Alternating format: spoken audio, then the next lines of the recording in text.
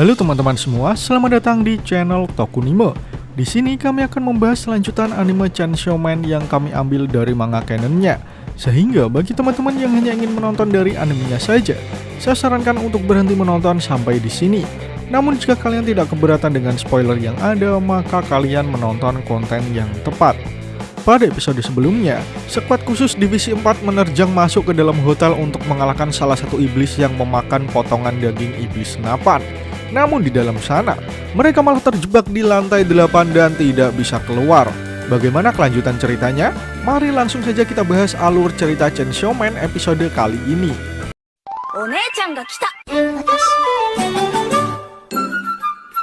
Denji yang tidur dengan nyenyak di situasi genting akhirnya dibangunkan Himeno. Walaupun sedikit mengolet, Denji akhirnya bangun juga. Dia bertanya apakah mereka sudah pergi dari lantai 8, namun Himeno menjawab jika mereka masih terjebak. Namun ada beberapa makanan di kamar yang ditinggalkan para tamu saat kabur dari hotel. Selain itu, mereka juga masih bisa menggunakan air dan juga listrik. Semua anggota sudah mulai kelelahan. Aki masih terus mencari iblis padahal Himeno sudah menyuruhnya untuk istirahat sebentar.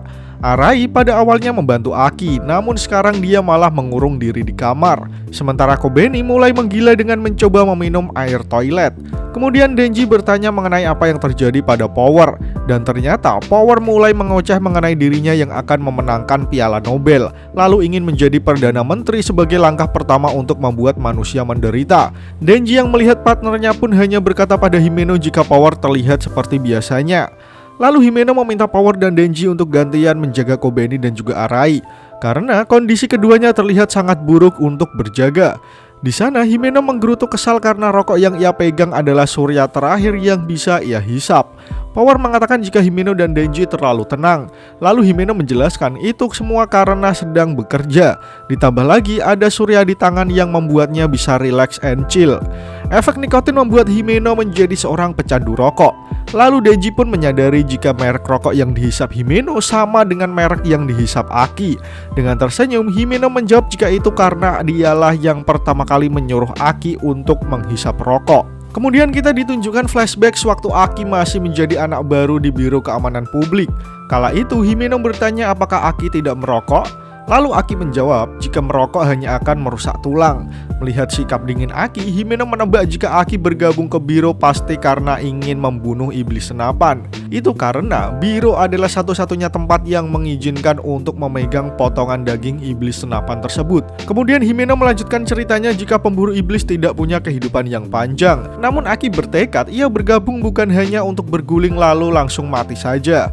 Mendengar hal itu, Himeno sedikit tenang. Di suatu hari yang damai, Himeno dan Aki sedang berkeliling kota. Di sana, Himeno melihat seorang wanita berjalan ke arahnya. Setelah itu, Himeno tiba-tiba menyuruh Aki untuk bersiap melihat hal yang tidak biasa. Kemudian, setelah wanita tersebut berdiri di depan Himeno, ia langsung menampar Himeno di tempat umum dengan sangat keras. Tentu saja Aki merasa sangat kebingungan dengan apa yang terjadi barusan. Lalu Himeno menjawab, dia mantan pacar Kanku sebelumnya. Hal seperti ini sudah biasa terjadi. Mereka tidak bisa balas dendam kepada iblis, jadi mereka menyerangku sebagai gantinya. Aku sadar ini hanya bagian dari pekerjaanku, tidak lebih. Aki terdiam sesaat ketika mendengar penjelasan dari Himeno. Kemudian ia mulai berbalik dan berjalan ke arah wanita tadi. Setelah itu Himeno bertanya apa yang sudah Aki lakukan. Dengan sedikit tertawa, Aki menjawab jika ia baru saja menyelinap dan menempelkan permen karet pada gadis tadi. Mata dibalas mata, gigi dibalas gigi.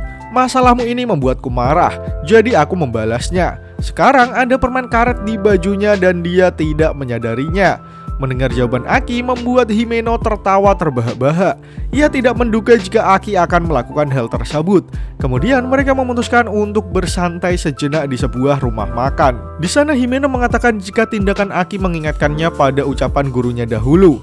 Pemburu iblis yang paling ditakuti iblis bukanlah yang paling kuat atau paling berani, tapi mereka takut pada orang yang sedikit gila.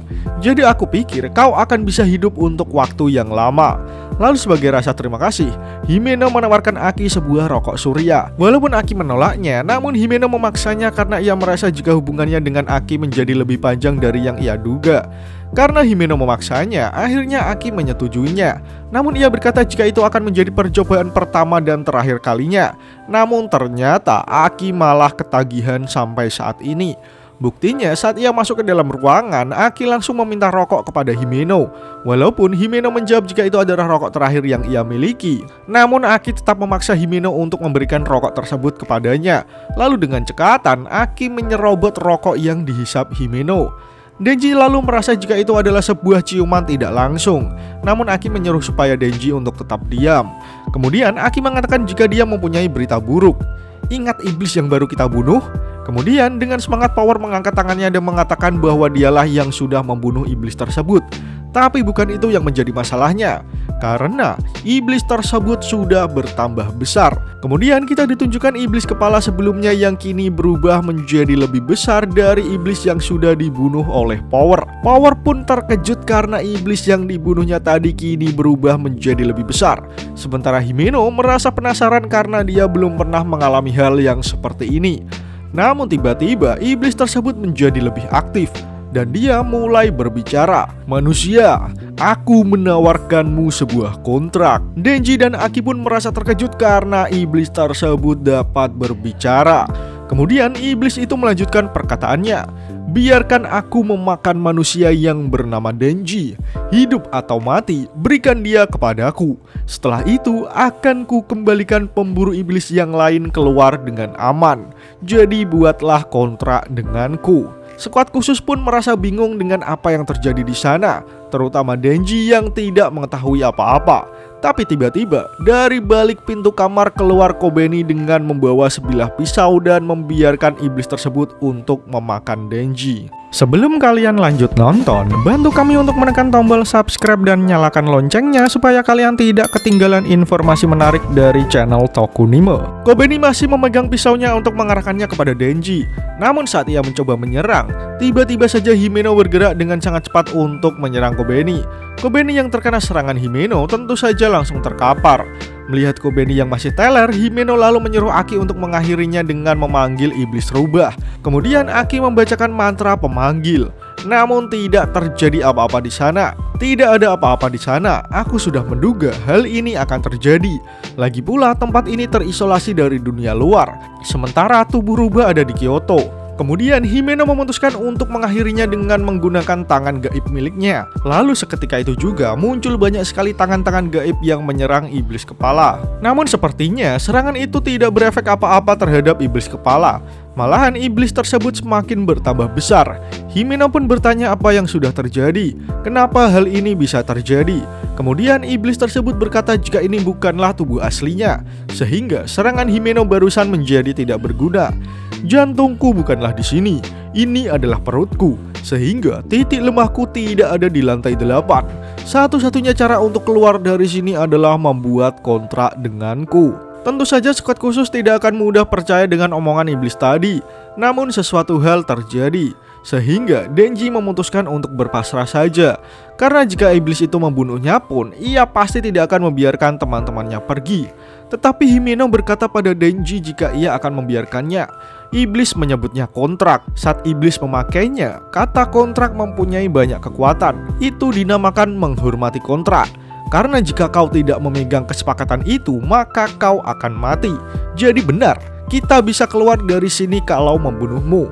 Kemudian tiba-tiba dari balik pintu muncul Arai yang langsung berkata pada Himeno, kita bisa membunuhnya saat ini, lalu datang dengan rencana balasan setelah itu. Karena kalau begini terus, kita hanya akan menuju kematian di hotel ini. Pemburu iblis membuat kontrak dengan iblis itu hal yang legal. Jadi, menurutku tindakan yang paling bijaksana adalah menerima kontrak iblis tersebut. Setelah itu, gantian Aki yang menyuarakan pendapatnya. Iblis itu ingin membunuh Denji. Kematian Denji entah bagaimana pasti berguna baginya. Aku tidak mau membuat kontrak. Aki mengatakan hal itu yang juga disetujui oleh Himeno. Arai nampak kecewa, tetapi Power mengangkat tangannya dengan mengatakan jika dia juga setuju dengan usulan untuk membunuh Denji. Itu semua Power lakukan karena ia mempunyai ide untuk memenangkan Piala Nobel, sehingga ia harus keluar dari hotel tersebut dalam keadaan hidup. Kemudian Aki menjelaskan sesuatu. Iblis tidak bisa membuat kontrak dengan iblis lain. Meski kau membunuh Denji, iblis itu tidak punya wewenang melepaskanmu. Lagi pula kita tidak akan membunuh Denji. Kita adalah pemburu iblis, jadi kita hanya akan membunuh iblis. Mendengar pernyataan Aki membuat Power merasa bosan. Namun mereka semua memutuskan untuk bersantai terlebih dahulu di lorong hotel. Walaupun Denji berkata jika ia kelaparan, namun Himeno lebih berfokus dengan rencana supaya bisa melarikan diri dari sana. Dilihat dari manapun mereka buntu, tapi jika tidak melakukan apa-apa mereka akan benar-benar mati. Tetapi Aki berencana menggunakan pedangnya jika situasi benar-benar memburuk. Himeno langsung melarang Aki melakukan itu. Sementara Denji yang tidak tahu apa-apa malah menyuruh Aki melakukannya jika hal itu benar-benar bisa mengakhiri situasi ini.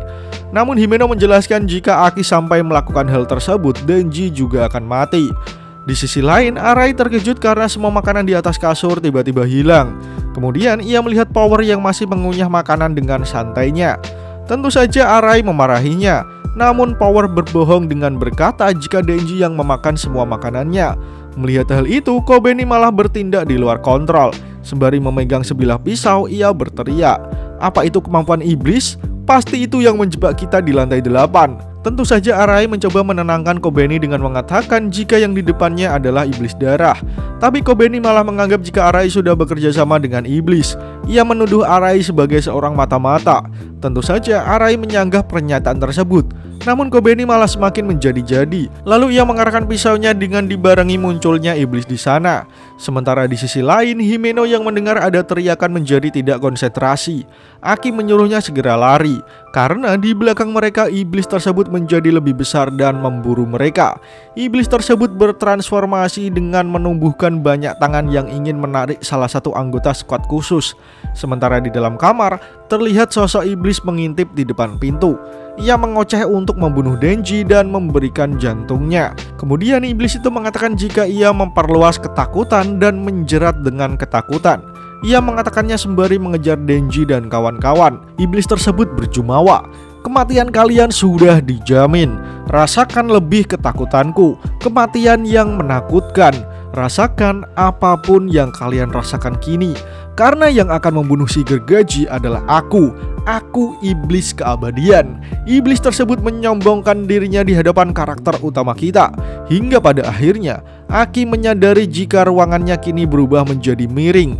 Tempat tidur yang dipakai Denji tidur pun mulai melorot dibarengi dengan Kobeni yang tidak bisa menjaga keseimbangan. Sementara di balik jendela, iblis tersebut mulai bertambah semakin besar dan perlahan menguasai setiap sudut hotel. Ia berkata untuk menyerahkan jantung Denji kepadanya dan chapter pun berakhir. Nah, bagaimana menurut kalian teman-teman? Semoga episode ini dapat menghibur kalian semua ya. Akhir kata, terima kasih sudah menonton video ini hingga akhir. Sampai jumpa di episode selanjutnya.